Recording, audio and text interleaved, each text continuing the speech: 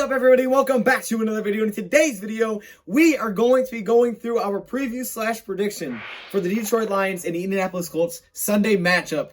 Oh, snap, this is going to be a good one. Let's get it started. You know, I got to shout out DoseOfDion, man, because it was actually the first time I went live on YouTube. And, you know, guys don't know DoseOfDion. He put out a lot of good content for the Detroit Lions. Welcome, everybody, to another video. I'm glad you guys are here, and woo! It is Friday, so it is time to dive into this preview / prediction, and man, I am pumped. I am absolutely pumped for this game because in terms of stats, in terms of on paper, if that's what you like to look at and you don't really care about the film, but if you just want to see stats, this statistically is going to be one of the best matchups of the week. Even film will tell you this is going to be one of the best matchups of the weekend. It should be. This should be great. This could potentially be the game of the week. I don't know what the game of the week is, but I think it's probably the Steelers and Ravens because that's going to be a great game too. But this one, I mean, oh my goodness. I mean, not only is this a test for the Lions, like a really big test for the Lions. And, they've already passed one and they failed a couple other ones. But this one, I mean, on paper, this is huge. I mean, this is just so evenly matched in some ways where people are saying, hey, look, if they played 100 times, one team would win 50, the other team would win 50. It seems that evenly matched in terms of stats so far. And so this should be a really, really good game. And as usual, we're going to go through our advantages for the Lions pass offense versus the Colts pass defense and so on through all 5 categories because we also do special teams. If you guys want more of a breakdown on the Lions strategy for offense and for defense, we do have videos on both of those if you guys want to check out film and things like that. But this simply is advantages and preview / prediction. So you guys will get my score prediction in this video. So let's just dive right into it. Okay, we're going to start off with the Lions rushing offense against that Colts rushing defense. And wow, man, everywhere you look, I mean, the matchups are just so intriguing. I am so excited to see this because it's just not going to be easy for either side. I feel like they match up so well with each other on both sides of the football. That's going to be great. So the Lions coming into this game averaging 4.1 yards per carry. Last week, they didn't rush the ball very well at all. DeAndre Swift only averaged 3 yards per carry, and Adrian Peterson averaged less than that, and Kerryon Johnson didn't run the football. He didn't even get a touch. So I guess that kind of tells you how well they ran last week against Atlanta. Now you're facing the Indianapolis Colts, who in terms of yards per carry have one of the best rush defenses in the league. It's fourth. It's fourth, only allowing 3.4 yards per carry. That's incredible. Now, maybe their competition has been a little bit questionable so far when you look at their schedule, but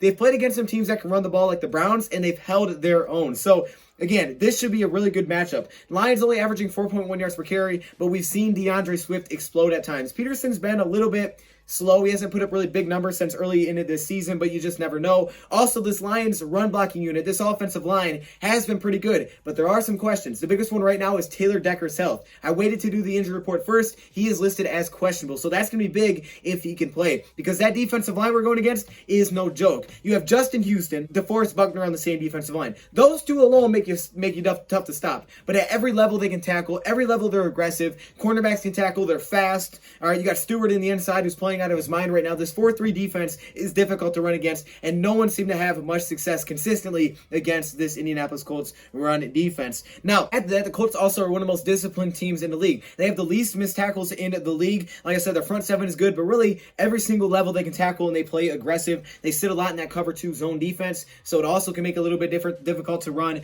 But overall, man, they're fast. They fly to the football, and it just doesn't seem like there's a lot of advantages on paper for the Detroit Lions heading into this game. Really, I think DeAndre Swift has to get the most touches just by matchup because of speed.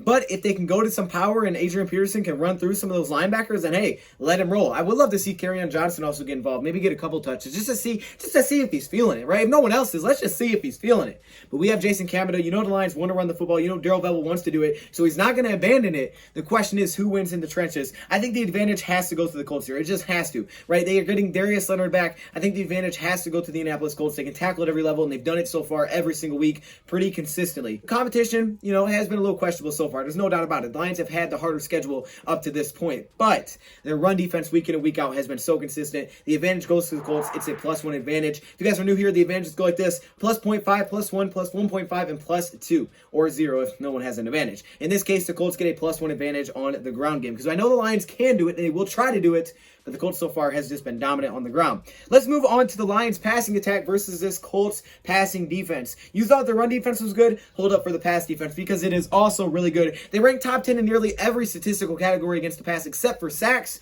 but they're allowing the lowest pass rating in the NFL. The lowest pass rating. Now, again, the quarterbacks that they played against haven't been in Matthew Stafford's tier. There's been some, promising quarterbacks that they've won against, but no one they have faced so far is Matthew Stafford and the wide receivers that he has. Tight ends, running backs, those guys. Matthew Stafford's going to be the best quarterback. And if Stafford plays like he did last week, the entire game last week, he's going to ball out. I mean, it's going to be really tough to stop him versus anybody because Matthew Stafford was on point last week. If you want to talk about momentum, if you're about momentum, well, last week was it. He had a game-winning drive, and he was precise with pretty much every single pass downfield. He had his highest yards per attempt of the season, and he had over 10 air yards. Yeah, the guy was pushing the ball downfield, and he was throwing some dots to open up this Colts defense to potentially help the run game. It's probably going to start from pass to run. That's how I see it. And if you guys, again, want to see more detail on how to do that, we do have an offensive game plan video. But like I said, the Colts, they're a really good pass defense as well. They don't get the most sacks, but they don't blitz much. They rely on that front four, and that front four does get some pressure. They only blitz 13.8% of the time. But like I said, that front four is just vicious. They also have linebackers like Darius Leonard who are returning with enough speed to help cover tight ends in man-to-man. But they like to play that cover too. It's really helped out Xavier Rhodes. They have size from the outside. The Lions are going to have to attack. But when we've heard the rumors about Galladay and Marvin potentially being traded, I could see one of these guys going out and just saying, you know what? I'm just going to go out here and go off. Galladay's done it the last couple weeks. Marvin was at his best last week. Hockenson has been consistent throughout the year. Again, just another beautiful matchup on paper. We really need Taylor Decker going into this, again, to help with pass protection. But man, I am excited. Okay, I'm giving the Lions the advantage here just because I feel like versus most teams, they're going to have the advantage with our weapons and Stafford. But it's either going to be 0.5 or +1. I think you guys can make that decision.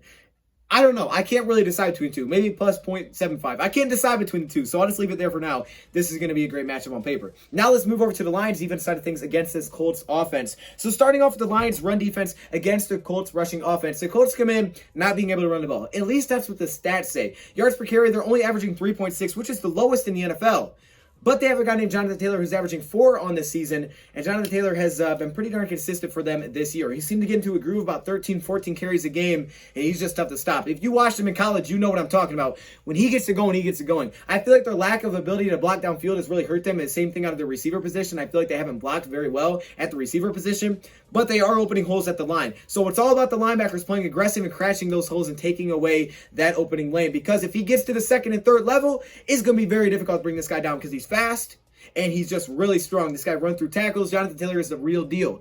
Behind him, they have a guy named Hines, so they use really well to get him involved, mix him in a little bit. He has a lot of speed. We'll see if they try to get him going to the outside. Overall, the Lions' rush defense, if you look at it statistically, is awful. However, the last couple of games, really since week 3, they've been much better. In the last 2, they've been maybe one of the best run defenses in the league. They've been shutting down the rushing attack against the Falcons, who weren't rated at, but also the Jaguars. So, again, talk about momentum. Both teams kind of have it right now. I would say more to the side of the Detroit Lions. Jonathan Taylor is no joking at any game. This guy can just go off. So I am not one that's going to look at the number and say they can't run the ball, because I've seen it on film. They can create holes. And I know if Taylor gets one opportunity to break it, he will. Taylor's a beast, and this is just going to be another great matchup for the Detroit Lions. Unfortunately, we don't have Everson Griffin going into this, but John Pennicini interior has been a great move for the Detroit Lions, getting a lot more snaps, and those linebackers need to play aggressive and fast. They need to make some plays to the Detroit Lions, because statistically throughout the season, we've seen that the Colts really haven't been able to run the ball. But for the Lions, you could say, yeah, for the season, you haven't seen they can stop the run,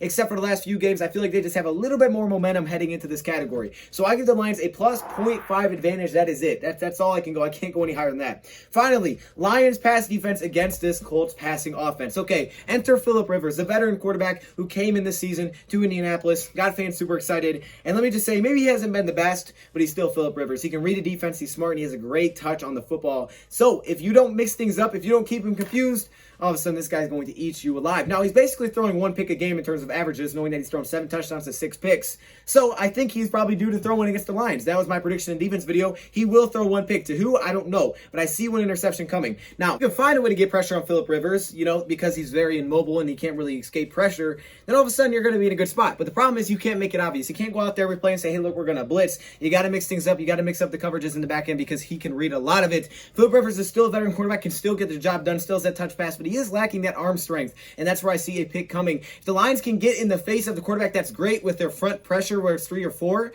But the problem is it's a healthy offensive line they're going against with Anthony Costanzo, who looks like he's going to be back at left tackle, and Noverson Griffin. That doesn't help either. Really, the Lions' pass defense plays off the run defense. If the run defense plays well, you can expect a way better game from the pass defense. If not, then all of a sudden it could go really wrong really quick. Now, Lions also have some injury things to worry about. Justin Coleman, Darryl Roberts, Desmond Trufant. Are any of these guys going to play? They're all unknown right now. Questionable for Trufant. I don't expect him to play, to be honest with you, but he has limited participation the last couple of days, so we'll see. He just hasn't been that great this season when he's played. Darryl Roberts has been our starting slot because Coleman hasn't been here since week 1, but he's questionable. And Justin Coleman, we have no idea whether or not he's going to be activated. I hope he is. It looks like he could be, so if he is, that's going to be a huge boost for this defense. The big thing is this. Michael Pittman looks like he's going to be returning. We'll see. It's still a game time decision for him as well, but they still have guys like T.Y. Hilton, Paris Campbell. They have really good tight end depth with, Jack Doyle, with Mo Alley Cox, with Trey Burton, and they also have the running backs who are making plays out of the backfield, as 24% of Philip Rivers' targets so far this season have went to the running back. So, who has the advantage here? Well, it's going to start with that run defense for the Lions and keeping things mixed up in the back end because they can stop the run. You can't stop the run. This is going to be a problem. But the Lions, I gave the advantage to stop the run, so that should help this pass defense, but I still have to give the Colts the 0.5 advantage here. They don't have a passing offense that completely scares the heck out of me. They're 22nd in passer rating, but the Lions' passing defense just is a little inconsistent at times. When you have young corners, you just never know what you're going to get. Now, Amani's been doing his thing. Kuda's been a little bit like this. I feel like he's improved, so hopefully, we can hold it down in the pass defense, but it does start with the run. So, overall, you guys can see it's going to be competitive. Special teams. Well, let's go by DVOA real quick. Indianapolis Colts, number 2 in the league. Lions, number 7 in the league. I mean, who's got it? Something's got to give. Something that has to give heading into this game. Something.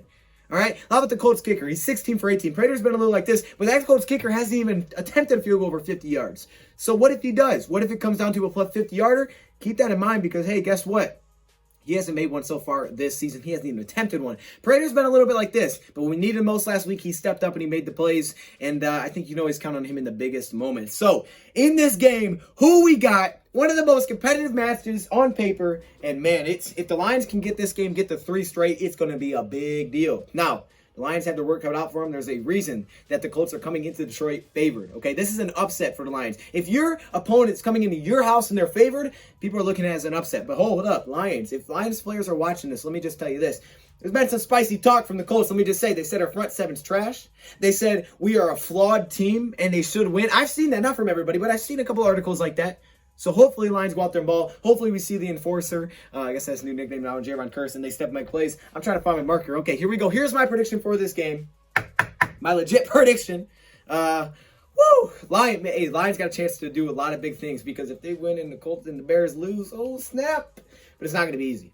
So I'm not coming in flying high because I know this is going to be a tough game. And yeah, but I have confidence in my team. I like what Matt Patricia is doing. I believe in this team, and I always believe in Matthew Stafford. If most quarterbacks against Matthew Stafford, I'm taking Stafford to get the job done. So, in this game, the Colts traveling to Detroit. I have the Colts putting up 23 points in Detroit, which is actually pretty good, but he will throw one interception, and the Lions are going to drop 26. What kind of number work is that? I'm sorry if you can't read that. It's completely sideways. I got the Lions 26-23, near the scoring averages so far this season for both teams.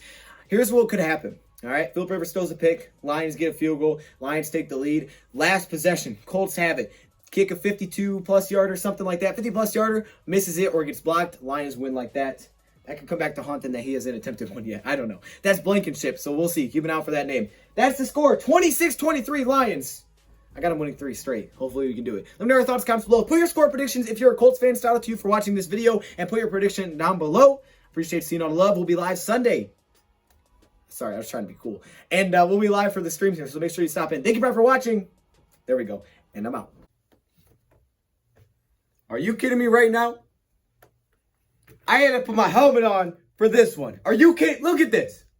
Look at all these members. What? Yo, hey, shout out to all the members, man. Look how many All-Pro members there are. Like, literally, it's the whole screen, dog. This is crazy. The patrons, of course, the Hall of Fame members, man. Y'all got the gold color. It's kind of yellow, but it's supposed to be gold. Shout out to all the members, man. If you want to be a part of this, all you got to do is join the channel. But there are perks that come with it. Stay locked in the community tab if you are a member, because that's where a lot of information comes out. I appreciate all of you. What?